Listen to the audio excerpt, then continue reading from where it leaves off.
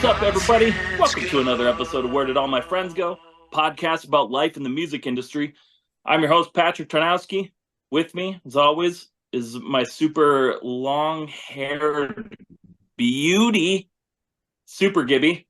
And today, we're diving into some new territory because I think we've had like a ska band on before, but this is more than ska. This is special. We're doing some Hyper Ska, and we've got Russ Wood from the band Eichlers from Utah. Ike, welcome to the show. Hi, thanks for having me. I'm very excited to be here. Heck yeah. So where did Eichlers come from? So like, because at first I was like, oh, it was obviously it was just your name. So, but your name is not Ike. No, not at or all. Eichlers. Yeah, I go by Ike. My friend Joel, from King of Heck, Honey TV, that whole crew. Okay. He was helping me out in the beginning, or like when I started to pursue this project more seriously, and he suggested I'd already like been using the name Eichlers for a few years. Okay. And he was like, you should go by Ike to make the name easier to pronounce if you're not going to change the name. And I was like, oh, that's cool. I'm going to do that. So Yeah. some people, and it's like sort of a fun game for me to like people who know me as Russ versus people who know me as Ike. Sometimes my mom will text me and she'd be like, "What's up, Ike?" And I'm just like, "Oh, this is weird." You know, Mom, stop it, Mom. I can relate to that because like there's like my internet friends who all know me as Gibby, and then it's like my like family knows me as Gilbert. And like so you could tell like who, or like I have like acquaintances on Facebook that like, oh, it's Gilbert. So you could tell like they don't really know who I am, they just know of me. And there's like Yeah, the homies and everyone who call me Gibby, so I'm like I get that whole like Ike and Russ. totally. Yeah, it's fun. I just think it's cool that some people know who I am. I go to even like now I don't go to shows as much as I used to anymore, but every time I go to a show, someone will come up to me like, "Are you Eichlers?" And I'm just like, "Yeah." I was at a restaurant in downtown Oakland, and the person at the counter, like after taking my order, was like just sort of like got real quiet and real serious, and they're like, "Are you Eichlers?" I was like, "Yeah." And they're like, "Oh my God, I love your music. I'm such a huge fan." It was so cute. I like had some stickers in my wallet, so I gave them some stickers. But the That's name, awesome. going back to the initial question, sorry, a little bit of a tangent. No. Um, the name the name came from let's see, when I started the project, it was like my first time pursuing a solo project, and I was very into like Midwest emo and just emo in general at the time. Okay. And I the neighborhood that I grew up in had a lot of like Eichler style houses, Oh, and okay. like house equals emo, in at least in the sphere I was coming from. So Oh I yeah. was like, these houses are called Eichlers. It's nostalgic for me. Nostalgia also equals emo. Just makes sense. So that's why I started calling the project Eichlers. Nice. I dig that. I didn't know that was a name for a style house. Yeah, Yeah, they're I just like Googled it too. I was like, I didn't know that was a house. yeah, they're Yeah. like really really popular in the Bay Area, which is where I live now and where I grew up. Um, Okay. and I didn't know this when I picked out the name, but one of my friends put me on later, like the dude Joseph Eichler, who was the architect and the like neighborhood architect that the houses are named after, was like one of the first like equal opportunity like housing developers. So like, because Damn. like Ooh. you like anyone like age, race can like, or he was mostly just like by race. He's like, I'm not gonna like segregate my neighborhoods in like the 50s or whatever. That's awesome. Yeah, it That was it was really cool. I was like, oh, perfect. This is that the complete opposite of like naming it after this guy that I didn't know was actually a guy and then finding out he was a piece of shit. So net positive. Close call so on that one. yeah. So like you have your new album Ike World Yeah. coming out. So I assume you went with Ike World, and it's because it you know has a better flow than less like Russ World or Wood World. Wood World, however, Woodworld. Woodworld would be a would great be title. fucking prime time.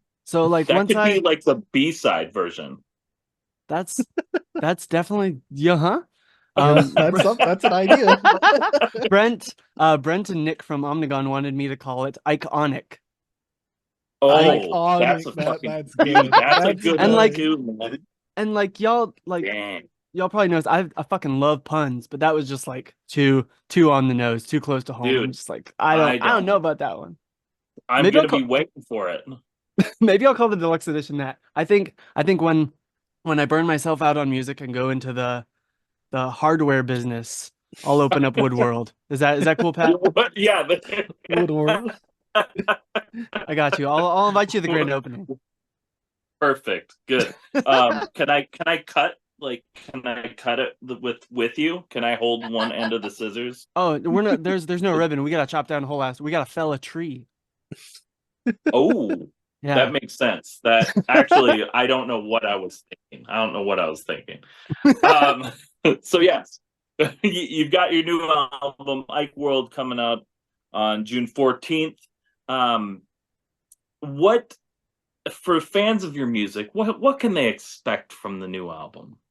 I would say it's honestly like more of a continuation on like the singles that I released before my Checkered Future rather Okay. than a follow-up on the sound of my Checkered Future. The songs are, I mean, as like evidenced by the like 2 out of the 3 singles I put out already, the songs are a lot Yeah. faster. There's a lot more pop Mhm. punk influence. There's still like a handful of ska songs. I sent it to my friend Sam, and I was like, oh yeah, this is a lot more pop punk, right? He's like, this is still very ska, and I'm like, okay, cool. I guess Yeah. I just can't help it. But in my mind, it's so much more of like a pop punk and like digicore record than it is like ska. Like my Checkered Future is like a ska record, a very weird ska record, but like heart and soul a ska record. And I guess to me, Ike World isn't, but to the people I've shared it with, it is. So that's cool. I feel like the people who come to me for Hyper Ska and like ska specific stuff are going to be very satisfied. There's a ton of Midwest emo. I go pretty ham on the guitar parts, which I'm really proud of. Yeah. I was super influenced by this band Grown Ups, who I think were from Okay. Massachusetts. They put out one record on Top Shelf Records in like 2013. Really cool kind of like Midwest emo, but very like fast D-beat pop punk influence, but like completely clean guitars, no distortion. So like just Okay. fast as D beats and like clean guitars. And I was like, this is Kind I, of like Transit, I guess. They were kind of like that. a little bit, but Oh, yeah, yeah. yeah. I think like the same scene, maybe a little bit after Transit like hit their peak. But yeah, similar idea. And Nice. so that band was a huge influence on this. So I was like, no distortion on the record, just clean guitars, a lot of noodling, big hooks. I listen to a lot of Janet Jackson too. So in my head, there's a lot of R&B influence, but that's could just be me, Send it to Sam. He says it's a ska record. Janet Jackson has been an influence for like the whole time, or specifically this album. Specifically this album. Yeah. I've heard some Janet Jackson songs over the years, but one of my coworkers put me onto her 2001 album All For You, and it just like completely rocked my world. I listened to it like every day for months while I was writing and producing the record. So I think those influences are on there. That's for everyone else to decide if they come through or not. But shout out Janet Jackson, huge fan. Shout out Janet. Janet, if you're listening, Yeah, come on the pod. come on the pod. we know you listen, Janet. It's okay. You Yeah. don't have to be shy. Janet's one of our frequent listeners. Yeah.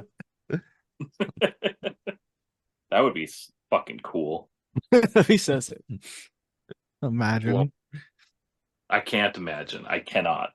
I'm imagining Janet Jackson in one of the Man Overboard Defend Pop Punk t-shirts. That'd be crazy. That's so cool. Dude.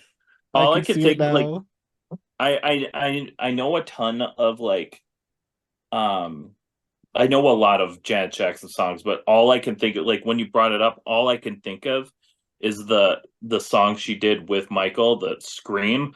Oh, fucking yeah. What a goddamn banger. That song's Holy crazy. shit. I hadn't heard good. that song until my friend put me on. Like, I think he was like, dude, you have to hear this Michael Jackson song. And I was like, do I?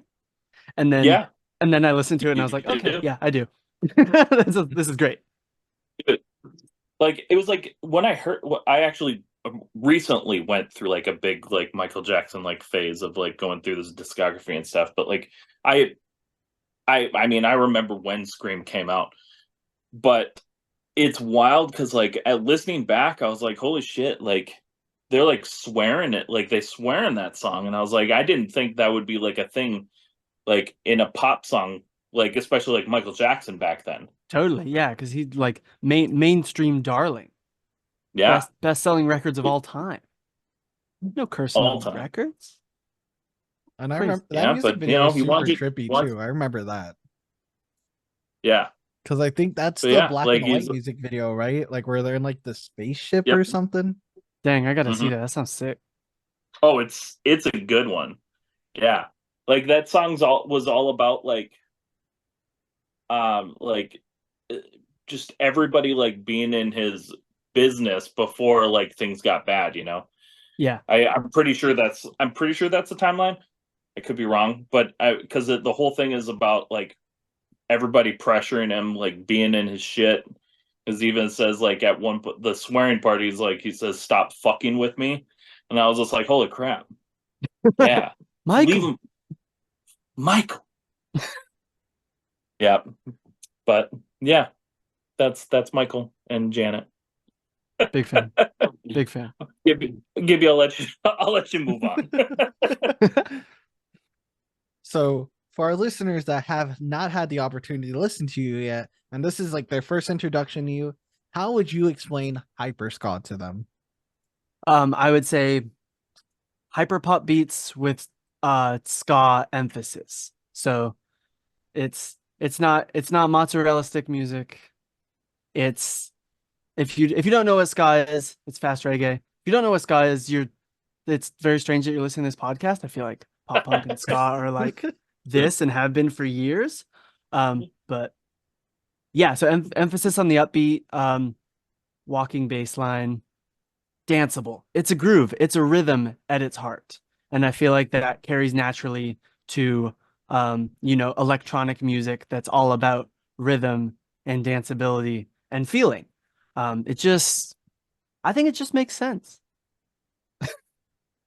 Yeah, I agree. I think it's great. Like I don't think I honestly until I heard like you for the first time, I don't think I'd ever heard a hyper pop like it's become a lot more like uh within like my viewpoint now. Like I see it more now, but before that, like I had no fucking idea what hyper pop was, and your stuff came out, and I was like, what is going on? What is happening here? Yeah. Um, Yeah, um, it's funny and like sort of going back to what we were talking about before we recorded, like the hyperpop scene is very very similar to like the like mall emo scene type stuff.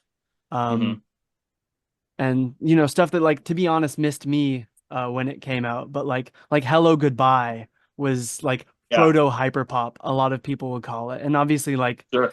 if you play them back to back, they don't, or like play if you listen to 100 Gex and Yeah. if you listen to Money Machine and you listen to Here in Your Arms, there's almost no similarity, but Sure. you can like trace that You can trace that timeline like influence and like for Yeah. sure. style. Yeah, no, that makes sense.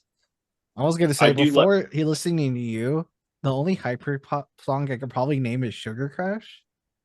For sure. Yeah. I'm like iffy on if that was hyper pop because I was like, I think that's hyper pop. Yeah, absolutely.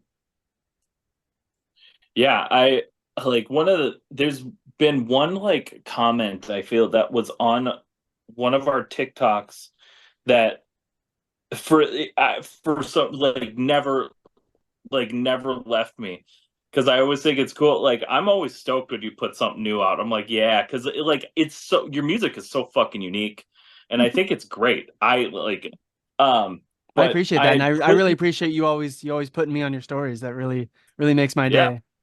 of course, man. I was doing a new music Friday, and like for like the old way I used to do it on our TikToks, and I had put you on it, and I remember this one comment that was just like was like was like, holy shit, that that last band, what was that? I didn't know I needed that today. Like, and I was just like, yes, that is what I thought. Like, that's how I felt the first time like I heard you too. I was like, what the fuck was that? That's so sick. I didn't know I needed that today. Yeah, that rules. That's And like the best possible outcome. yeah, and I hope that that is like one of the ways you're introduced often, because it's like it's an exciting feeling, to be honest, when you hear something that is so like different and unique that you're like, what the fuck was that? That was Oh, cool. for sure. As like a music fan, I'm constantly chasing that feeling. And like I Yeah. know I have so many friends who like are really stoked about every band that comes out that's like a sound alike band or that reminds them of, you know, the Black Mhm. Parade by My Chemical Romance. They're like, it's just like more My Chem, and like that stuff's cool, but that's not like what gets me excited. What gets me excited is hearing wild shit that I've never heard before. And Mhm. it's it's like super it's super satisfying to me, and like just really, oh god, what's the word for it, really encouraging when like my music gives people that feeling, because that's exactly what I want to get as a music fan. Yeah, I mean, there's like within like with any genre of music, the majority of stuff is like, well, Blink 182 is like my favorite band, so they're a huge influence. So that's why I sound very similar and things that, that like there's most bands sound really similar. And so like it's hard for stuff to not just get lost in the crowd, especially when there's thousands and thousands of bands just in this music scene alone. So it's always exciting when you hear something that like can pull you out of that and be like, okay, yeah, this is different enough to where I'm actually going to listen to more of this, and not just like, yep, that was a cool song. I liked it. I liked the other song I heard that sounded like that too. For sure, yeah. And yeah, that rules. That happens pretty often for my music. It really makes up for all the like hate comments I get when people are just like, you need to stop making music immediately. Those are always pretty funny. Yeah, you gotta have, especially to do something unique, like and different. You have to like. It's good that you have like that strong like love and passion for your music, to where like even though you're gonna get haters, it doesn't like bog you down like that. It reminds me of like another artist that like we've had on our show before, and I think he's great doing what he's doing. But Andy Negative, boy, that dude, that dude gets more hate than I have seen in a long time, and he just keeps fucking going. That's great. That's what you got to do. Yeah. Yeah, it's wild. So kudos to you guys for being able to do that. I'd I'd start crying. I'm sensitive.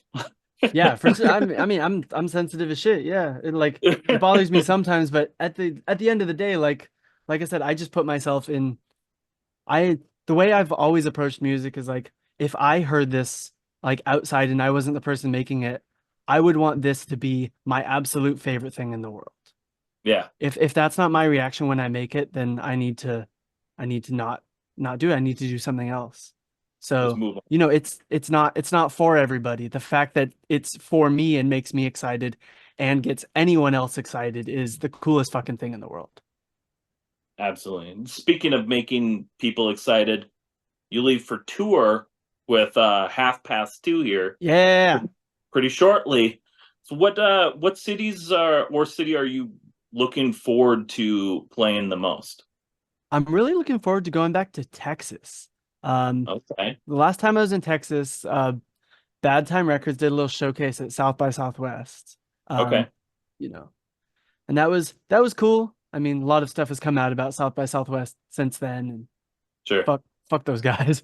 But um, Yeah, at the time that was really cool. I think Texas is enormous. I'm just fascinated by how big the state is, and I have a handful of friends that I know there through the ska scene and just like through internet communities. I'm excited to see them. I'm excited to eat in Texas. That's the big thing. When I came through for South by Southwest, I stayed with my friend George, and he took me to go to get barbecue in Pflugerville, and it was the best barbecue I'd ever had. It was so good. Nope. Where are you playing in Texas again? We're doing Dallas, Austin, and San Antonio, I believe. I think those are the Oh, only three. Yeah. Gibby. I know. I was Look- looking at the tour dates. Hey, Gibby's in Texas. I am in Oh, shit. Texas. I am anywhere close?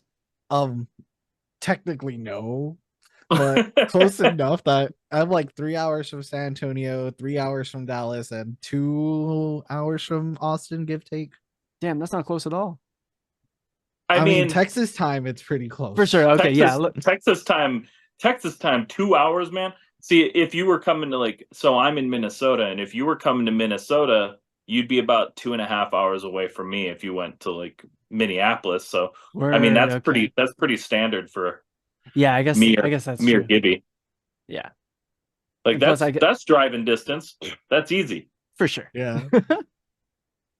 Oh yeah. Yeah. Well, When I saw Texas dates, I was like, "Ooh, is there Houston?" No, No, Houston. Yeah, rip. I'd because love to go to I live Houston. in a nice little spot to where I get all four major cities, yeah. so it's Hell not yeah. too bad. Like I prefer going to Houston or Austin just because it's the shorter drive out of the four. How But- far is Houston from you? Like an hour 45, maybe 2 hours. Oh, dang. Oh, Yeah. that's much better than 3. Under Yeah. 2 hours? Oof. Yeah. That's nice. You're right, I guess that's not that far. Nah, it's not too bad. Yeah, growing up or living in Wisconsin for as long as I did, I'd have to drive like a minimum of 2 hours just to go to any show. Because Dang. I lived near Madison, which was 40 minutes away from me, and no one went to Madison. It's always That's Milwaukee, which is an hour 45 away. And Milwaukee or is Madison a Chicago? college town? Yeah, Mhm. it's Yeah. it's a college town, and I'm surprised that now they're starting to get more tours there. Now that Yeah. I've left, now that I For sure. moved, They know. They're Wisconsin's like, been getting Gibby's all gone. the Let's go. shows, all the Oh, shows. Gibby's gone. Fucking get over to Madison now. Book it Screw now. that Madison guy. and Milwaukee. I was 6. I was like, "Are you kidding me?" I had to go to Chicago. With how often I was going to shows, I was going to Chicago once a month. It felt like That's not and that far. never. That wasn't that far from there, though. Chicago's 3 or 4 hours for me. Oh, was it? That is pretty Yeah. far. And going into Chicago, what a chore. I love Chicago, but man, driving into Chicago, that's a chore. Yeah, I went to Chicago for the first time. The last big tour I did 2 summers ago, with Dynastic. And yeah, it was a really, really cool experience, but those are not some fun roads. There was a lot of bullshit. Yeah, I mean, it usually takes it's a good 2 hours sometimes just to go 20 miles. That's crazy. For sure. So you also, talking about EPs and stuff, you also released an EP earlier in the year titled Songs Offline with acoustic versions of some of your songs. What made you want to reimagine those songs? It was actually my friend Sam, who I mentioned earlier, was the inspiration for that. He plays in Mom Jeans. And he was like, okay. we're doing this acoustic record. I feel like you should try that too. I feel like a lot of your fans only know you and your songwriting through electronic compositions, but he all love to Sam. He's been my friend for a long time, and he was one of the first people to really believe in me in this project. And he knows that I'm first and foremost a songwriter. So he was like, you should strip down the songs and show people that these are actual good songs and not just novelty music. Even though I feel like very, very few of my fans view my music as novelty music, which is Sure. you know, like sort of what hyperpop kind of banks on, like that song Sugar Crash that you brought up Yeah. earlier, Gibby. Like that song is it is like the hyperpop song to people, but like as a novelty, I would say. So with Songs Offline, I wanted to like show people and sort of like you know, reassure myself that the songs I'm writing are still good songs, like at their Hmm. core. So I took like my most popular songs and slash like fan favorites and just voice and acoustic guitar and put it out, and I think people were really surprised. I got a lot of really good feedback. Um and I think it like reinvigorated the love for some of those songs. Yeah, I thought it was awesome. Like when I first heard it, I was checking out the new song and I was like, wait, this is it, did I click the right song? Is this the right thing? And yeah, I was like, oh shit. Yeah, the arrangements are way Trying a different different I was like, it's going a different direction. for sure. Yeah, and that's like one of my favorite things as a songwriter too. I'm a huge fan of this person, Chad, who has a project called Emperor X. Um, Okay. it's sort of like emo indie adjacent. And his studio recordings sound nothing like his live recordings. And I always thought that was really cool. So like the lyrics are the same, but like the Hmm. instrumentation and the presentation is usually different. And I was like, that's really cool because then you have like two versions of the song and you can like fall in love again with the song at its core. And Yeah. that was like the heart and soul of what I wanted to do when I started Eichlers just as an acoustic project. I was like, I'll write and record the songs acoustically, but when I play shows, I'm gonna have a loop pedal and my electric guitar. And then that grew into like incorporating a live drum machine that I was programming, and then just like grew into me like just producing and then singing over backing tracks for my live shows. And Songs Offline really allowed me to sort of get back to my roots, for lack of a non-cliche phrase, and just be like, Little oh, okay, it is fun like presenting songs acoustically too. I've gotten so wrapped up in the production and all the bells and whistles and you know fat ass 808 bass drops over the last few years that it's fun to just sit down with a guitar and play a song that means something to you. Yeah, just unplug. I'm saying, feels Yeah. nice. I respect people who could just do like just go on there with a loop pedal and just not bring out all these like absolute jams because I could never. I am Yeah. not talented enough to record a perfect recording right there on the spot and then just have that looped and Oh, go into the totally. next spot and have that looped ready to go. Yeah, it that shit takes a lot of practice and a lot of fuck ups. And but you know, it's just like anything. You fuck something up, you just gotta roll with it. Yeah, like Yeah. I've never seen that like live, like on a stage before until I saw Ed Sheeran live. Cause that blew my mind seeing him do Okay. that. I didn't know he did that. Yeah, it's crazy. Like drums on his acoustic. He has a second mic to Hmm. do like backup vocals. Yeah. Oh, word. Yeah, Damn, that's what maybe Ed Sheeran's actually sick. He's honestly, and he actually just put out like a looping pedal, like that, Like a like he, branded Ed Sheeran uh, looping pedal? yeah, it's like a Loop X or something like that. Interesting. It's it honestly looks super sick. It looks like kind of like a big Helix, but it's a looper. Oh, neat. yeah, that's what our singer Dane used to do in Jamestown Story. He used to fucking do all that. He'd have a looping pedal and shit, and I always thought it was just so fucking impressive.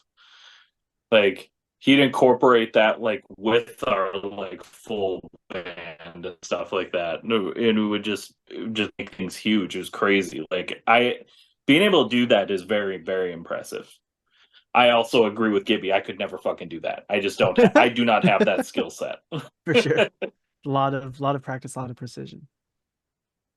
I bet. So, um, what are some of the your favorite ska bands that inspire you and like your music? Um, I would say first and foremost would be K-Moy. Okay. Yeah, Kaylee Malloy, shouts out. She put out a record with her project K-Moy on Ska Punk International a couple years ago. I can't remember if it came out. Yeah, had to be. Maybe it was 2021. I don't remember. But yeah, the Precure album. It's just like incredible. It's like if Queen made a ska record. It's bananas. Kaylee's just like an incredible singer. There's like stacks of vocal harmonies, ridiculous melodies, chord changes. It's just like maximalist, but not in an like overpowering, um, overwhelming way. It's a beautiful record, and I highly recommend anyone who's a fan of ska or ska punk to check it out. Um, and then honestly, just like the the like early pandemic stuff that Bad Time Records was doing is just like a huge, like, even before I found out about Bad Time, I was like already writing my checkered future because I'd put out my first Eichlers record, I May Be Cute But I'm Dumb as Fuck, and there was a couple ska Yeah. songs on that, and I was like, what I next for the next thing, I just want to make a ska record. So I Yeah. wrote most of my checkered future and then got put on to Gray Matter through my friend Sam again. Sam showing up all the time in this interview. And from Gray Matter, I found the rest of Bad Time Records and then discovered We Are the Union and Bad Yeah. Operation and Kill Lincoln. I'd heard of Kill Lincoln and Watu from like back in the day, like Friends t-shirts, Sure. but hadn't really dived into the records. And then just seeing that and seeing the energy of the scene just got me more invigorated and excited to make ska music. And then through meeting people, I discovered Fishbone and I discovered Yeah. Hepcat. I would say Hepcat is probably like my number one legacy ska band. Like that band Okay. is amazing. I don't think And I've ever heard Hepcat. I mean, I know oh my God. Fishbone. Yeah. I'll Yeah. have to check out Hepcat. Yeah, Hepcat, their first record. Oh God, what's it called? Out of something. My God, my brain just goes blank when I hop on Zoom calls. Gibby's on it. He's got it. Don't All right, worry. I got Got it. Yeah, that first Hepcat record is Out of nowhere. awesome. Out of nowhere. Thank you, Gibby. Yeah, it sounds like traditional like Jamaican ska, but it like came out the same time as the third wave was going strong or just being started to become a mainstream thing. But it doesn't sound like Real Big Fish. It's not ska punk. It's like ska and soul, like at its core. Sure. Yeah, like Yeah. a lot more like traditional, Yeah. like the original ska. Yeah. I'm Beautiful I'm, songs, I'm beautiful melodies. I'm a big fan of the ska punk movement. That was my time. Like I love For like sure. Less Than Big, Real Big Yeah. Fish. Yeah, me too. We're the Union. Oh, they're good. They're good They're so stuff, good. man. Yeah. I'm And aching for that Jared next in record. general. Yeah. Jared rules. Big fan of Bothered Unbothered. Shout out Jer. I got some Jer running shorts I was wearing earlier today. Oh yeah. Nice. The Jer brand running shorts. The Jer brand I like skanking shorts. The yeah. I skanky mean, shorts. I'm wearing my Yellow Card brand moshing shorts because Hell that's what yeah. you do for Yellow Card. You mosh, right? I can't tell No, if you're you being don't. facetious. Okay. No, Because I mean, I don't think you don't. I don't dude, think you it's mosh really for Yellow. funny that You you brought that could. up because I work at a music school and I was talking to one of our students about our mutual love of Third Eye Blind, and Yeah. she asked me if I was going to see them when they come to the Bay, and I was like, oh, I don't know, probably not. And I was like, are you? And she's like, yeah, I really want to go, but my mom said that Yellow Card fans are pretty crazy and they're opening, and I don't want to die in that pit. And I like couldn't tell if she was being serious. I was like, oh, okay, yeah, that makes sense. But I'm like, Oh my God. Yellow Card? No fucking way. No, Maybe she was fucking with me, but she was just like completely straight faced. It was no, that's silly. Yeah, That's silly. I was like, there's no way. Yeah. No, I mean, Dude, I like it. I like Yellow Card. Obviously, I'm wearing Yellow Card shorts, but I used to like him until I found out that they tried to sue Juice World like right after he died for like, yeah, do you remember that? pretty. That was some Yeah. bullshit, man. It was over Yeah. like a vocal melody, I think, or something. Yeah. Yeah, right? it was pretty not cool for sure. Yeah, I Was mean it there was them or was it like the label? I I don't don't know. know. I don't know because it only ever like anything I ever saw about it only said yellow card, but yeah, same. that doesn't always mean yellow card Right. It either. doesn't mean them as people, it means they're intellectual, whoever owns their IP, right? Yeah, which most likely would be the IP that would probably do that, but I also don't know. I'm not gonna lay claim. I don't Yeah, know. for sure. Yeah, I just remember seeing that. And like I was never like a big yellow card fan back in the day, but I saw that and I was like, man, come on. This been I mean they're Apparently, they dropped the lawsuit after his death, oh, Yeah. okay. Good. but it was still Sting that was the one suing him as well, or not suing him, but for royalties because of the sample. Yeah, that makes sense.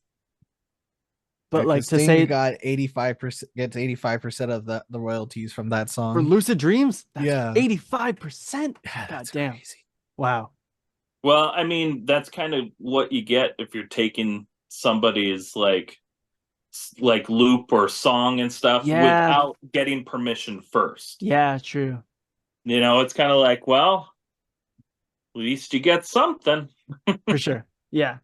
Yeah, and that's better than just like a C and D or yeah, like you said, at least 15% of like that what has to be a multi-platinum single at this point is probably still a good amount of money. It goes to Yeah. like two people, Nick Mira and Juice World or Juice World's estate. Crazy. Yeah. I mean, I think 85 is a little excessive. Sure. Yeah, it's a little Heard that bit. Sting's It's not a a little very bit not a very nice Sting. guy. Ooh, Yeah, it's it's Sting. like Sting. You don't got money. You don't Yeah. got enough. You could like Sting. Okay, Sting. Sorry. Fields of Gold wasn't just a 85% song. is It's crazy. describing his estate. No. Shit. What you looking up now, Gibby? I was just fact checking that because I was like, that's crazy. Like that seems like a high number. Yeah. I mean, but like people are crazy, dude. Yeah, that's Like real. people and money. Ooh, people love their money, man. That's real. Love it. But to be honest, I bet no one even knew that was like a Sting sample, other I than the heard producer. for sure. I heard about the lawsuit and then I went and or like I heard about the lawsuit and then like months or years later I was at like Target or something. I was in like some public like store and I heard the song that was sampled in Lucid Dreams and I like go to my wife and I'm just like, the sample, there it is. And she's like, what are you talking about? This is it. This is it. It's happening. This is the one. It's happening. Juice World mentioned. Yeah. I don't even think I've heard the original song still. It just sounds like Lucid I don't Dreams know if without I've all the heard cool the shit. Juice World song. So I don't know. Oh, dude, you're missing out. That first Juice World record, bangers. Yeah, So Lucid good. Dreams is such a good song. Like It's such a that good song. that whole album's like perfect almost. I completely agree. Except the artwork. That artwork is fucking terrible. Oh my god. It's just so gross. So stupid. Oh, yep. I love it though. The producer Nick Mira revealed that Sting owed 85% of the rights to Lucid Dreams. Crazy. Woof. Woof. Bananas. Disrespectful. Bananas. 5% is wild. I mean, it's about as disrespectful as taking somebody's music without asking. I guess, you know. I guess. No fair, but it's just that's That's crazy. That's a lot. But It's a I guess lot. that one spot in that one sample is like the whole song almost. So It is the entire song. Yeah. yeah. Yeah. So it all depends. It all depends on how much you're using, and I don't know. I don't really care. Music's cool. All right, we got. I was gonna say, let's get us back on track really quick because I could talk we got about one this more forever. question. One more question before we go to a quick break. If you could give our listeners a piece of advice that you know now that you wish you knew when you were first starting your musical journey, what would that be? Ooh. Yeah, deep. I would say image is more important than you want it to be. Like if you look at all of like the bigger artists, all your favorite artists, they have a very clear and calculated image in the way they present themselves. Mm-hmm. And it's important for establishing yourself if you want to take your music and art seriously. I would say, because you never Yeah. know who's watching and looking at you. Mm-hmm. Dude, I 100% agree with that. I've always agreed with that. Like, you gotta look, it as sucky as it may be, because you're like, well, I just won't play my guitar. I Exactly. just write songs. It's like, and that's awesome. And I love that for you. But if you want to be taken seriously, you have to also look the part. It's just part of the game. For sure. Like, Well, and that's something that I've honestly been like thinking about a lot recently, like just reconsidering. And I don't know, because this album, Ike World, really like got me in a way more introspective place than anything I've ever made before. And just like sort of looking at why I continue to make music, and mostly why I continue to release it. Because mhm, like going off what you said, Pat, like you can just, if you just want to make music and play your guitar, sick, please do it. That's like yeah. I genuinely feel like we as humans, like when given any sort of downtime or freedom, will create art. Mhm. And I think that's beautiful, and it's an innately human thing. But if you're going to release it and expect something from it, then you sort of have to play the game, and not in like a sell your soul to the industry type of way, but Right. just like be calculated and thoughtful in your efforts presenting yourself, and Abs- sort of what you want to accomplish by releasing the music. Like, why are you dropping at all? If you just want to just make music, just make music. You don't have to mhm, release it. But Right. if you're going to release it and expect something from it, you owe it to yourself to present it in the best way, to the best of your ability.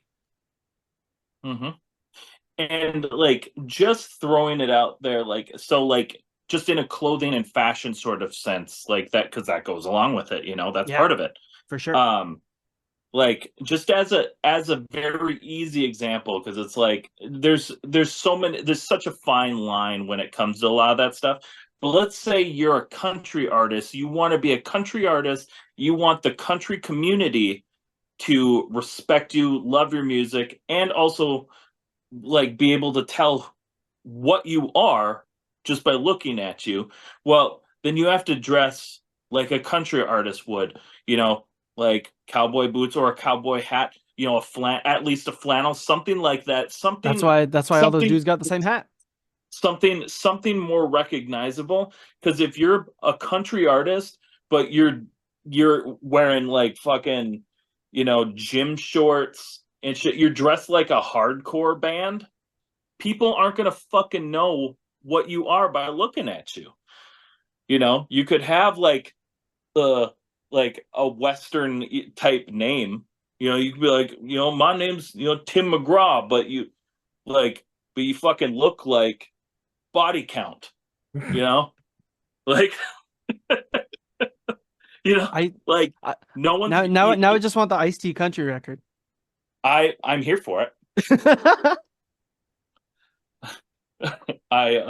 Like, if T, if you need help, man, I'll Yeah, help you make that record. we know you're listening, man.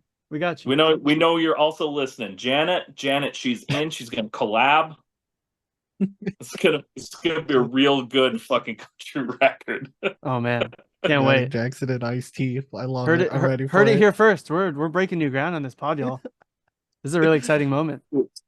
But I mean, but that, like, for like going back to that though, I mean, that's the part of it, like, yeah, you can there's so many different things you can do within like your genre when it comes to art, or the artwork for your stuff, or like how you dress. And yeah, you can veer off a bit from the format, but you got to kind of be within the format for people to recognize you and recognize what you're trying to do. For sure. Yeah, and again, I I agree, and I also think that it depends on your intention. If your intention is Yeah, just to release music and just do whatever the fuck you want, that rules. yeah. Cool. Then do you, boo. You Yeah. do you. If And I you hope but you're if doing if it you in want to props. appeal to that audience, that country audience, that pop punk, the hardcore audience, like Hmm. you have to, yeah, you sort of have to play the game as much as it sucks and as much as, but that's what genre's for. It's for classifying. I don't know. Yeah. I mean, that's why, you know, you can have all those different, you can have that country metal. Gibby sent me some country metal, and I don't fucking know what to do with it. I don't know what to Yeah, I do with was just it. looking I up don't know pictures how of to. these guys because talking about how they label themselves a blue collar country music, but they look like Yeah, a bunch of like two hardcore dudes. yeah. Have you heard Lakeview? Have you heard of them? No. They just It's okay, so they're straight up like country music singing Boca, yeah, and then Hell yeah. but then they just did a fucking song with Gideon. Gideon, and that's fucking heavy.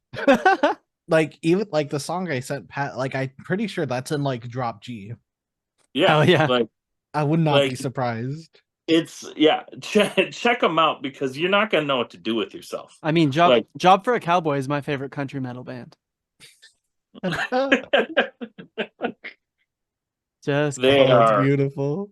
they are so they are so country it hurts. All right. And with that, we're going to take a quick break. We'll be right back with our next segment. What's up, friends? We're super stoked to tell you that we just partnered with GFUEL. And let me tell you, there is no more pop punk beverage on the market right now than GFUEL. GFUEL keeps you energized, focused, and hydrated. If you go to gfuel.com right now and use code Unsigned Pop Punk, you're going to save 20% off your entire order. You can get it in the tub form and have 40 freaking servings of flavors like Rick and Morty's Unstable Portal Fluid, which is a delicious strawberry limeade, or get something in the can form like Sonic's Peach Rings or Crash Bandicoot's Wumpa Fruit. Go to gfuel.com and check it out for yourself. Let us know what your favorite flavor is. And once again, don't forget to use our code Unsigned Pop Punk to save 20%. It's a heck of a deal, man. And we're back. Thanks so much for sticking around. We're hopping into our next segment, the food for thought segment, because everybody loves food. I'm pretty sure this is everybody's favorite segment, especially all our like touring musician listeners, because like me, they probably all have a list of where everyone's recommending. Because if you're not, kind of messing up. You're 'Cause missing. I've heard some Yeah. jewels that I'm ready to go try whenever I hit the road again. Totally. My So number one fast food that I'm waiting for is Cookout. Still I've waiting never to I've get never to. been to Cookout. I've heard nothing but Cookout's good so good. things. I've never been either, and I've been told many a time to Where go to where Cookout. are they? Are they just like in the South? East Like, Coast, Southeast. Oh, Southeast, okay. yeah. So I think there's none like in. there's none here. I no, there's actually one here, like Is there? not that far, but I don't trust it because it's not like a cookout. Oh, word. Okay. It's like a cookout in a gas station. Oh, So I okay. don't weird. know if that's the same. Like, no, wait. I think Probably that's not the Checkers same. actually. Yeah. The Oh, cookout or Checkers? Checkers. Two different things. Two different things. They're basically the same thing. I'll fight anybody on that. Yeah, no one comments. No one ever comments on these videos until now. Now everybody's gonna freak the fuck out. Whoa. It's Checkers? just like Cookout. Fuck you, Giddy. They're all the same thing. Make this a clip and poster because I'll tell you right now, it's the same exact thing. It's a fast food, Oh, best shit. like better than like normal McDonald's and stuff like that. Oof. Spitting fire over here. Yeah, those man. are Spitting fighting fire. words, dog. Yeah. Damn. So Alright. we'll just for anyone who's just coming through the area because like Salt Lake City, in your opinion, where's like a must stop like food shop that they need to eat at, or if you have some friends coming in town, where are you taking them to? Oh man.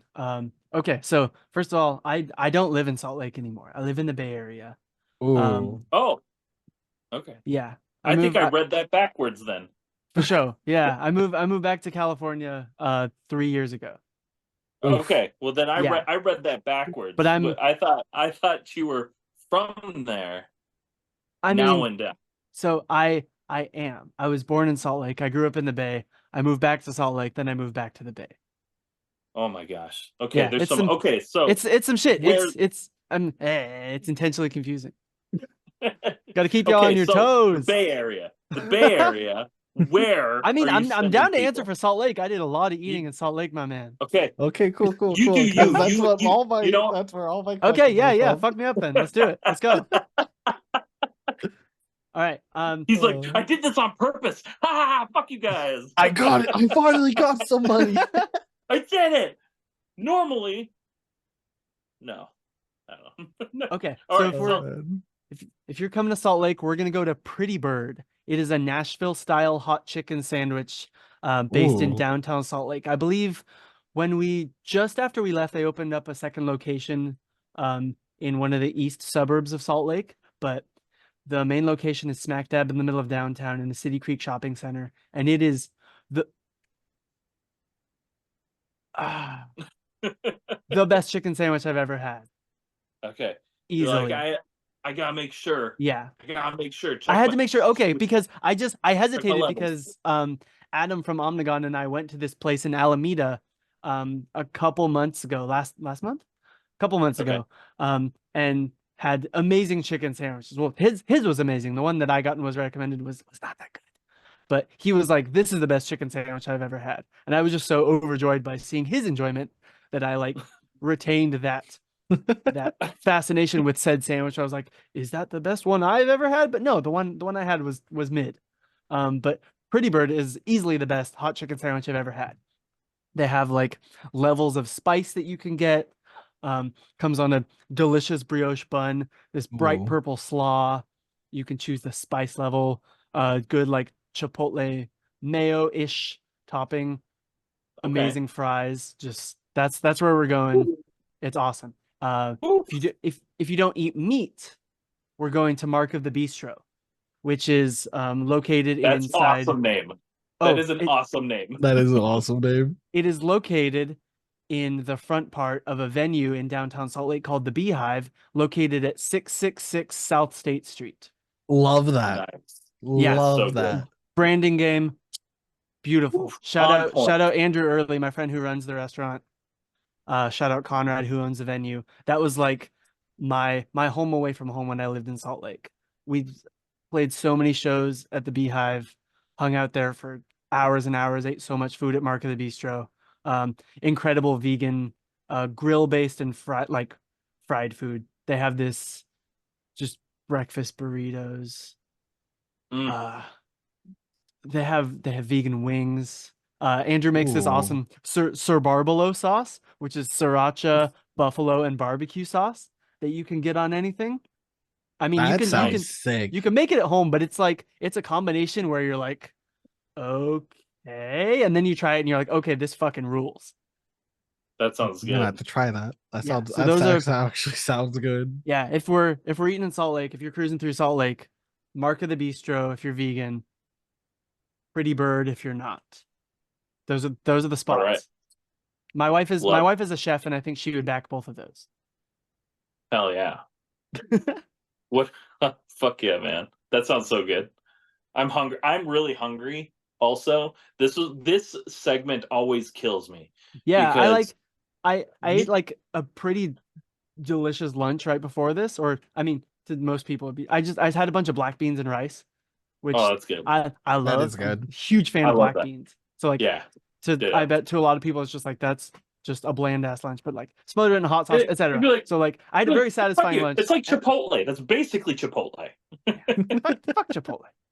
I agree with that too. So I had that right before we started recording, and now that I was talking about those two restaurants, I'm hungry again. So we're Nice. Yeah, all in this together, Pat. Solidarity. I basically got off work and got here like 10 minutes before we were supposed to start recording, so I'm pretty hungry too. Yeah. Pretty much samesies. All right, Gibby, what else you got? I'll take the So- last question because that's the only one I can get. I got. Okay. So I did all my research on Reddit for this, but apparently it's on the wrong area. So forgive me if you don't know what any of these are. No, fuck me up. Let's go. All right. What's a pastrami burger? Oh, Oh ooh, yeah. that's for whatever reason a Utah classic. I guess not for whatever reason. There's a huge Greek population in Salt Lake and a Mhm. lot of like Greek family owned hamburger restaurants. Right. Yeah. And oh god, Crown Burger is like the Yep, most famous that is pastrami burger. literally pastrami Yeah. burgers at Crown Burger is what I have. I'm written saying down there here. was one down the street from my apartment where I lived for 5 years. I went there once. Okay. Not a to be honest, I'm not like a huge burger or honestly like red meat person. So Okay. I had the pastrami So- burger once for the novelty. And Is it a burger made out of pastrami then? no. It's Okay. a stack of pastrami on top of a burger. That's So it's that just like sounds like a lot. Regular That's a burger lot. shit. It's a it is a lot. burger, like just a regular like cheeseburger, but with Yes, sir. pastrami on top of that. Yes, sir. That's a lot, man. That I don't know. That sounds good. That's a lot. But It's a lot. I did see like that. So I'm glad you got that because when I was, doing my food research as well, pastrami burger was also on there, and then maybe the other question you might ask is also on there. All right, next up on the list of things Reddit has recommended me. I really hope that there's one fast food restaurant on there that I despise, and I really hope people I'm aren't talking it up. assuming this is what I think it is. It's mole. Mole. At Reddit. It's called. Oh, at Red someone Iguana? said- yeah, at Red Iguana. Yeah, dude. Okay. Is that like so- mole, like chicken and mole, like? Yeah, it's like mole. Oh, So, okay, they're- okay.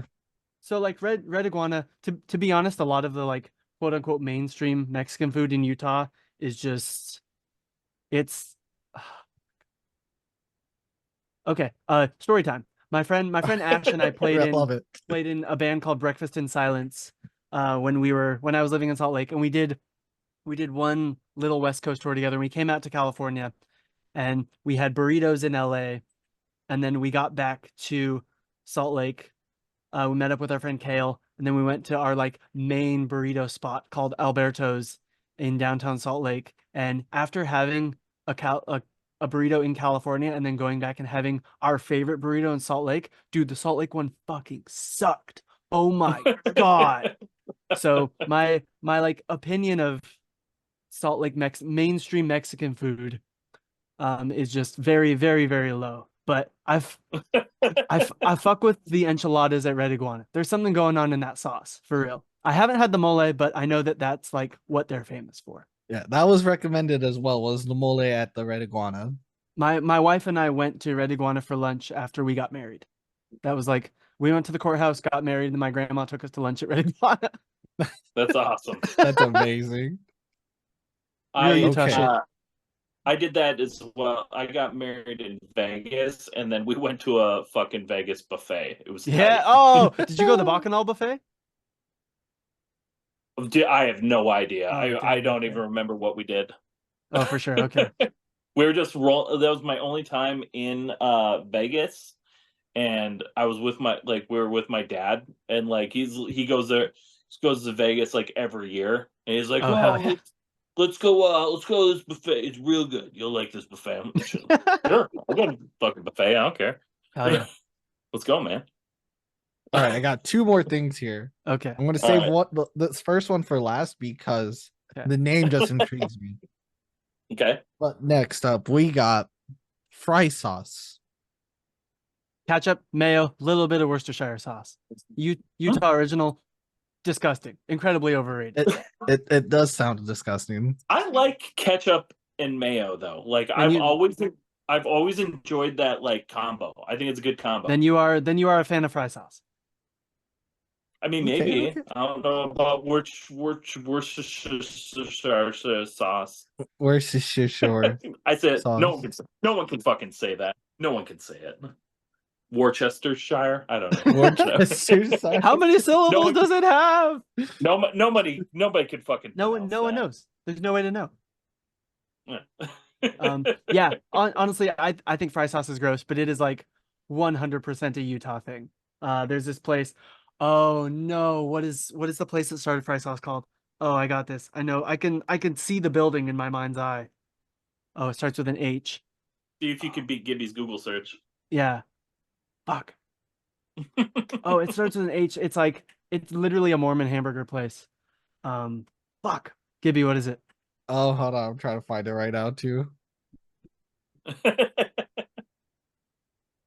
It's got some like weird. Uh,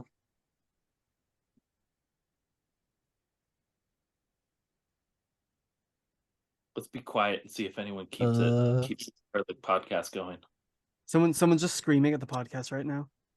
it's Oh. Do something. How do you not know the name of this place? What is Do it? something. I don't know. I can find where it started. Hang on. Lucky. It's not Arctic Circle, but shout out Arctic Circle. I had like the most disappointing burger from Arctic Circle and Hires Big H. Hires Big H. Hires Big H. They like invented fry sauce. Okay. They, like, I wonder how they did it. Somebody was just, like mixing some fucking ketchup and mayo, and then like the wort whatever sauce, like just tipped over onto it. Like, ah! Oh, what happened? Well, let's mix it together. Let's see what it does. It makes magic sauce. So like if fry sauce is like if we're going the religious angle in Utah, fry sauce is like the god sauce. Sir Barbelo is the devil sauce, and I am team devil Ooh. sauce. Well, Ooh. I would be team devil sauce. Yeah, Same. this shit's good. Shout out Andrew again. Sir Barbelo. Shout Beehive. out the guys. Shout out the fucking devil. That's right. Honestly, so 666. Fucking sick. Fucking Satan, dude. Is what it is. Hell, I'm saying, man. I'm saying. I'm Satan, man. Oh shit. And this is the last one that piqued my interest. Oh, I'm scared. Please don't be what I think it is. Funeral potatoes. Oh, thank God. Okay. Wait, hold on. I don't even know what you were thinking now. Oh, dude, Yeah, there's this We're gonna awful... put a pin on the funeral they potatoes. don't. Yeah, we'll come back to funeral potatoes. That's real Mormon shit. There's this place called Taco Time. It's a chain. It's not just in Utah, but okay. They have just like really, really bad like fast food Mexican style food. Like Del Taco? like Del Taco, but for evil, and not in the fun I love Satan evil way that we were just talking about. It's dude, they have Mexi fries, which are just tater tots, but they call them Mexi fries, and it just feels culturally insensitive. I don't like it. Okay, that's fair. And also I'm looking the at food these sucks. right now. Yeah. This doesn't look good. It's whack. Hmm. There was one like literally shared a fence with the underground, which is the venue / practice space where we all used to hang out and play shows and practice. There was one like literally that backed up into the building, and we'd go there sometimes, and never had a good meal there. Just so bad. And not the way that like people say Taco Bell is bad, because Taco Bell is awesome. Taco Bell It's is just- awesome. And I'm so happy that you brought that up, because I've been sitting on this. I wanted to wait for a time to bring up Taco Bell, but you brought it up. I got you, Pat. So now, holy cow. Have either of you tried the new Crunchwrap Supreme yet? With the I have fucking not. giant cheese in I the want middle? to. I want to. Oh, ew, Fucking no. no. It's so fucking good. I love. Holy cow. I'm just not team Cheez-It. You put a giant goldfish cracker in the middle, dude, I'm there. Oh, no. I love Cheez-Its, No. so This- I'm excited for it. It's gonna change your mind, man. Yeah, okay, so like the goldfish, when they're because the best goldfish are the flavor blasted goldfish. That's real. Right. I mean, Yeah. So the Cheez-It tastes like a flavor blasted goldfish. It's so good. So instead of the little like flat crispy tortilla, they put a giant Cheez-It in there. Yeah, Banana.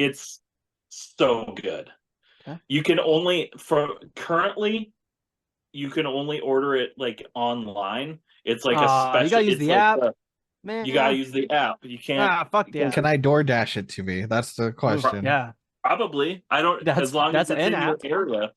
But I only saw it because I was on the app, because it's like a it's like a it's you can like, pre-order it type thing. Like, not a pre-order, but it's like, dude, like Taco Bell's killing it right now. Like, Yeah, with all their stuff. those new empanadas are so Dude. good. Well, and just how they promoted their new stuff. I don't know if you saw this, Russ, but they did a whole like event that was like what Steve Jobs used to do for Apple, for the iPhone stuff. Yeah, They I had remember like that. a huge thing, and they're like, "Oh, we took the Crunchwrap Supreme and we added a cheese it," and it like shows like and it's like, and they did a whole huge thing for their new upcoming like menu items, and it was genius. And yeah, so like, at least here you can get the Crunchwrap Supreme with the Cheez-It in it, but it's like a special thing. It's not like promoted at all yet. You Gotcha. just Okay. like, you have to know it's there. Literal secret menu item. Yeah, it's Interesting. great. Okay, funeral potatoes. Yeah, I'm ready funeral to piss potato. off all of Salt Lake City because to me, I'm just gonna give my opinion on this. Yeah. It just looks like hash brown casserole. It is. It Okay. is. And like, to be honest, I'm very picky about my potatoes. I like very crispy French fries, and that's kind of it. I like that's not true. Going back to our dear friend Taco Bell, I like the spicy potato soft taco. Those fucking Yeah. rules. That's Oh, good. That's prime, about as dude. like gooey as I can get potato wise. I don't like mashed potatoes. Funeral potatoes are like scalloped potatoes, a shit ton of butter, shit ton of cheese. So like, if that sounds delicious. yeah, if that's your bag, then you'll fucking love them. I am It not a just fan. sounds sad. I don't feel like I would want to order that. And be So like, it's called that because you go to a Mormon funeral, and that's like one of the dishes that you have at the wake. does it come in like a fucking like a little casket, a casket casserole like dish? Because a casserole dish. A casket roll? Like, that's, if you're not that's a really bringing- missed opportunity, Pat. I like that idea. I'm about to. If you're not doing I'm that, hopping on that. like, yeah, you're fucking up, dude. And Mormons got money; they'll buy that shit. You gotta go in on this. right? I'm gonna make a casket style casserole See, dish. the thing is, man, that you don't know is you can see it. He's writing this shit down. If you just watch that, he just fucking wrote that down. He's right. Gibby, right? He has like a notepad next to him. Everything that's said that's an idea that's great, fucking jotting it down. Oh, that band, oh, that restaurant, jots it down. Yep. Motherfucker's probably got a whole like where did all my friends go notepad full of genius ideas and places to go. This segment got me feeling like, where did all my food go? Where did all my food go? All right. So, speaking of where did all my food go and your love for potatoes, this is our favorite. This is our favorite food question. This is a new staple. If Eichlers was a potato, what potato would it be?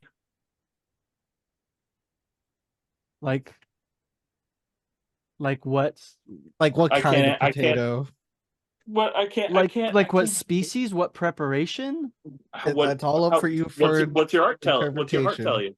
Ooh, crispy shoe cut, shoelace cut Cajun fry. There you go. Ooh.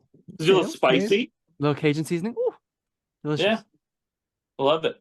Yeah. It's a good. This question is great because everybody's answer is different. It's just, you just answer with your fucking heart. That's exactly where my heart went. Potato. Yeah, and I will eat those until my heart stops. we were waiting for somebody to finally say couch potato, and someone said it. It was great. That's a really good response. Damn. Yeah, right. There's so many. There's so many good. That was answers Pat's for first it. response when he read that question. It's like couch potato. That's me for sure. All right. That's it. That's the end of our food for thought segment. Now, all that's left, the Uh-oh. last one. Uh-oh. So rapid fire question segment. Friendships will be tested. Rapid fire questions. You're just gonna speak from the heart, just like the potato question. Just All gonna right. answer. Speak from the heart, shoot No. from the hip. No clarification, just going for it. You just whatever your heart tells you. All right. All right. Monster Energy or Rockstar? Oh God. Okay. Rockstar, just because. Oh no, but fuck. Oh, dude, that's so hard. Okay, like historically, Rockstar. I used to just like walk up to the grocery store after high school and like get 2 king size Reese's sticks and one of the Rockstar fruit punch and just pound that and go about the rest of my day. So good. But now I feel like the hyperpop person in me has to say Monster because that is part of the scene, and like the fucking hard monsters that they have now, dude. Oh, they're they're so so It's like Monster Energy, but they got alcohol, dude. I know. Crazy. I They're still have, so this good. weekend. This weekend, I'm gonna go get some. I Dude. want to try that. Only get the original flavor. The other ones are ass. Okay. Yeah, Do you like the peach one? I'll have to check it that's out. fair. I didn't think they were good. I was going too hard on it. Rockstar? Sorry, I was passionate. Rockstar is currently my jam though, and let me Okay. tell you why though. Because the gas station next to my house is fucking wild. It's like they do not want to make money. Period. Like, well, not on Rockstars anyway. So That's what they got now, the gas for. Well, like, no, I mean, like, it's a convenience store. Everything else is, priced through the fucking roof. But Rockstars, they're 4 for $5. The fuck? Jesus. So four for $5. Or if you have their their points system Loyalty type program. thing. Yeah, their loyalty program. You put your fucking number in there, they come out to $3.25 for 5. Honestly, that like low key sounds irresponsible.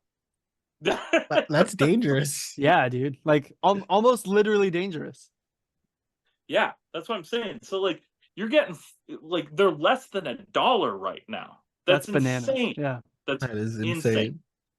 And it's like blocks away from my house. So, all right. Moving on. Pop punk or emo? Emo. Taylor Swift or John Mayer? Oh God. Oh, but he sucks. John Mayer. Skinny jeans or baggy pants? Oh, baggy pants. Nice. Disney Plus or Netflix? Oh God. Disney Plus. I got The Simpsons. That's true. Stuffed crust or deep dish pizza? Fuck. Oh, no, not fuck. Deep dish. Easy. Piece of cake. Vans or Converse? Vans. Come on. All right. This is the last one. All American Rejects or The Offspring? Oh no. All American Rejects. Dude, I love how you just like every single one of them you make it so you're like, oh fuck my life. Oh no, you're fuck you. Question's dumb. Obviously. Fuck you, dude. Give me better questions. This ain't shit. I thought this was gonna be hard. I thought this was a hard question segment. I was talking about this is a fun aside. I was talking about how much I dislike the new 311 song in one of my group chats today. Oh, And Yeah. one of the other people, I don't want to put him on blast, so I won't say his name, was just like, new Offspring song sucks. Dude still sounds like Weird Al. And I was like, that rules. oh, that's so good. Fucking funniest thing about that is I also thought that as I was listening to it today. I was like, wow. Oh, yeah. Like there's a part like I was listening to it, I'm like, this song's pretty great. I actually am very much enjoying this. But it's really weird that he sounds like Weird Al right now. Dude, I just like I like I like a couple Offspring songs. Like my dad had the greatest hits CD when I was growing up, so like I fuck with a couple of those songs. I think "Want You Bad" is like one of the best like pop Oh, rock yeah. songs written in that Love era. it. Oh my god, Yeah. so good. Love that one. But Yeah. like what? Why is he gotta do that with his voice, man? Why? It sounds so bad. Well, have you heard him talk? It's No. kind of how he sounds. Oh, okay. Never mind then. Okay. Yeah, yeah. I assume that was a put on. Like the first time I saw Green Day, I remember like, you know, Billy Joe singing and then like yelling to the crowd afterwards, and it was like two completely different voices. So I was like, oh, that was like sort of a shattering moment, glass shattering moment for me. So I assumed Dexter Holland was doing the same thing, but never mind. From any of the times, especially when he was like younger, like it's like you would hear him talk and you're like, well, yeah, that voice comes out of that. Yeah, okay, sure. Yeah. This checks out, like, because like there are times when you see like you were saying, like Billy Joe, he sings and you're like, that comes out of that person. That's interesting. Or like I said, Bill Murray, like, what the fuck? Yeah, for sure. How the fuck does that voice come out of that guy? That's Yeah. weird. I don't get that. But yeah, I mean, Dexter Holland, I like that voice comes out of him. Mm-hmm. Sure. Sure. Yeah, I see that. I see that. Uh-huh. I'll have to watch some Dexter Holland interviews. You could, or you could specifically watch the movie Idle Hands and just wait for his cameo at the very end. Just watch the whole movie, and then the Offspring are playing they're playing a high school dance. In a classic pop punk trope. Yeah, and then they get killed. It's awesome. Hell yeah, that sounds great. Do you like horror movies or horror comedy? Yes. Idle Hands. Idle Hands. Okay, cool. If you haven't seen it, it's awesome. I haven't even heard of it. When did it come out? Early 2000s. Oh, okay. That I guess I could have dated it myself, probably knowing that the Offspring was in it. 1999. Yeah. Excellent. There you go. Devon Sawa, he's the main character. These He was a photos look heartthrob at that time. wild. What? I've seen like a photo of a guy with like a bottle in his head. Oh yeah. So the movie is about like Devon Sawa, who's like this fucking dirtbag stoner kid, and his like hand goes bad, and like he cuts it off, and then then it starts like trying to kill people, and he has to go kill his hand. That's It's awesome. That sounds great. And like he ends up killing his two best friends. Like that's like kind of like I mean, it's not hiding anything. It's part of the poster. Yeah, I'm sure. And so like he kills them, but they like come back to life as zombies, and they're like they help him. Oh, okay, that makes more sense at what I'm looking at right now. Yeah, like it's like Devon Sawa and Seth Green. It's awesome. Oh hell yeah! Super fun movie. I highly recommend. I'll check it out. I think it was, if you remember Jessica Alba when she was like a super pop, that was her first movie. Oh dang! Okay. Oh wow. Yeah. Interesting. Yeah. So cool. But that's it. You finished the podcast. Woo! Now all that's left is just let everybody know what you got going on, where they can find you, and what's next. Totally. Yeah, like we talked about earlier, I got a new record coming out June 14th. It's called Eichlers. I'm self-releasing it. I'm going on tour of the southwestern United States with my friends in Half Past Two. I'm playing a bunch of new songs from the record. I'll be selling the record on CD. I also have my last record, My Checkered Future, available on vinyl. You can also pick up My Checkered Future from Bad Time Records in the online record store. You can follow me everywhere at EICHLERS__. Leave me a comment, come say hi, send me a DM. I'm friendly. Yeah, just rocking, rolling, eating food, making puns. Love it. Fuck yeah. Hell yeah. Thanks for having me on. This rules. No, thank you. Now I'm super hungry. Me too. Yeah. Good. That's the point. If you don't leave this podcast hungry, whether you're listening or a guest, we have done something wrong. And with that, this has been another episode of Where Do All My Friends Go? And we'll see you on Monday. Thank you so much for checking out the show. Please hit that like, subscribe, or follow button so you never miss an episode. And thank you so much to those of you who already are. Check us out on Spotify, Apple Podcasts, YouTube, or anywhere else you stream your podcasts. If you're in the position to help us grow and like behind the scenes access and exclusive shows, head on over to our Patreon at www.patreon.com/unsignedpoppunk. Let us know in the comments who you'd like to see on the show and what other content you'd like to see. Thank you all so much.